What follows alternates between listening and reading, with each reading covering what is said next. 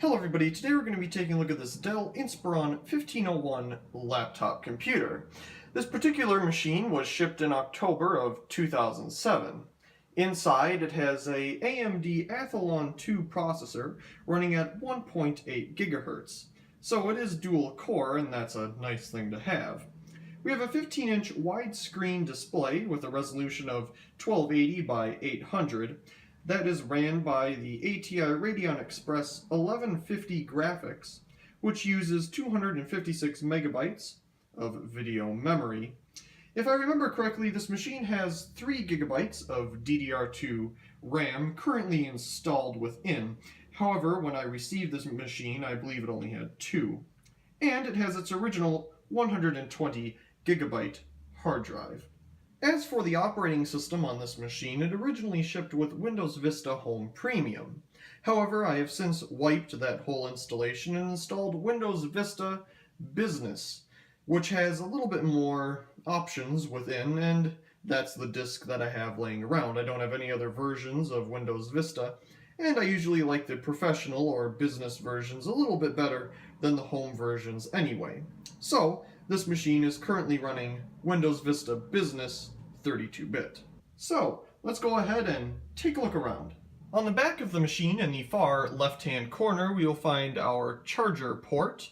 Moving from left to right from that, we have Ethernet, a modem, 2 USB 2.0 ports, VGA for connecting external displays, and ventilation for the CPU over here as well. On the left-hand side of the machine, we'll find more ventilation for the CPU, a Kensington lock port, and our DVD read writer. On the right-hand side of the machine, we'll find an expansion card slot. Directly below that, we will find the hard drive, which is easily accessible for upgradability. To the right-hand side of those two things, we will find our audio out, audio in, an SD card slot, and 2 USB 2.0 ports. On the bottom of the machine, we'll find plenty of accessibility to the parts inside. Here we have more ventilation for the CPU. We have our replaceable battery, and you can simply push this button here to show the charge. However, this battery is currently completely dead. Over here we have, again, the tray for the hard drive. Simply unscrew these 2 screws and slide it on out. Underneath this door are our 2 RAM sticks, and, of course, our screw to remove the whole DVD drive. Opening the machine up, we will find our 15-inch glossy display. At the top, you can see we do not have a webcam, and below that we have the Dell logo. Moving our way down, in the center, we will find our power button. To the left-hand side of that, we will find some more indicator lights.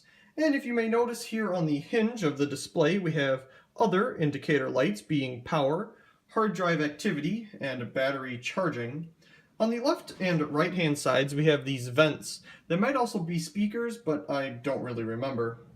In the center, of course, we have our keyboard, and below that we have our trackpad. So let's go ahead and turn this thing on. Okay, so let's go ahead and turn this thing on. Here we go.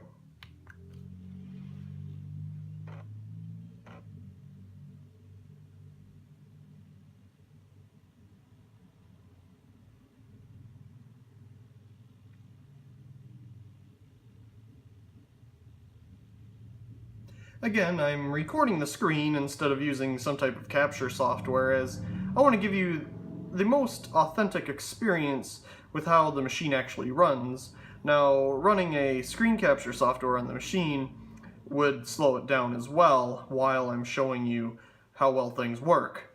So that doesn't really help.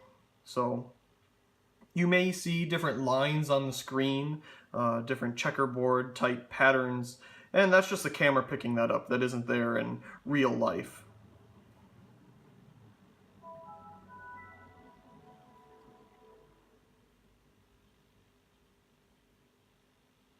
We can hear the fan on this machine. It does have a little bit of noise to it, but it usually doesn't run very high in speed, so it doesn't make too much noise very often. And so your camera's still trying to find a decent focusing point. I'll try to give it one so it can stop pulsing. Now, as you might see here, these curves, that's part of the camera picking that up. That isn't there in real life.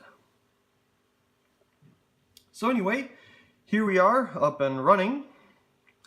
Let's go ahead and take a look at the specs of this machine.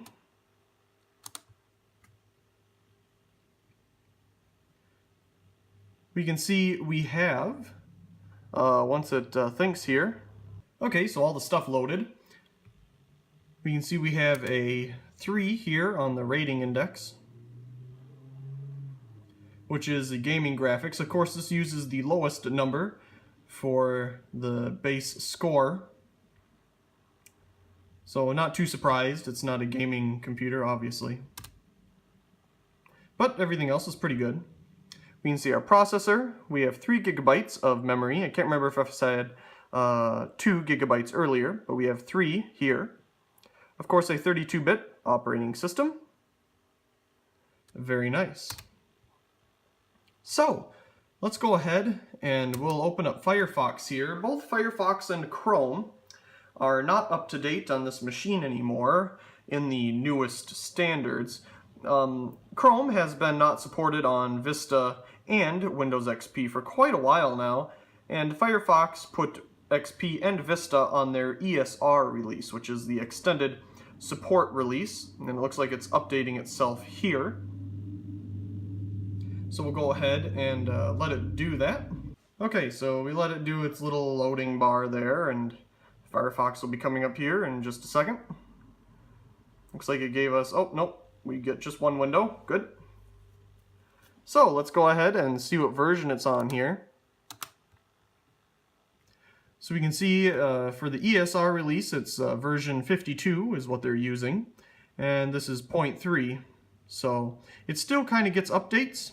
However, it's not the latest version of Firefox, which I believe is 54, I think, 54 point something. But this older stuff here, and ESR, that works absolutely fine. So Firefox is pretty much up to date. We can go to Lighting Gallery here to get just a nice basic web page.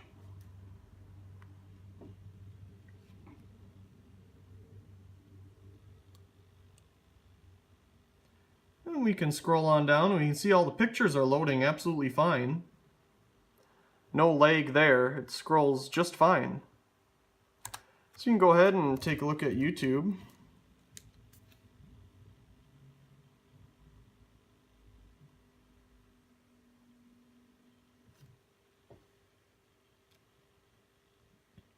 And YouTube on this machine runs just fine as well.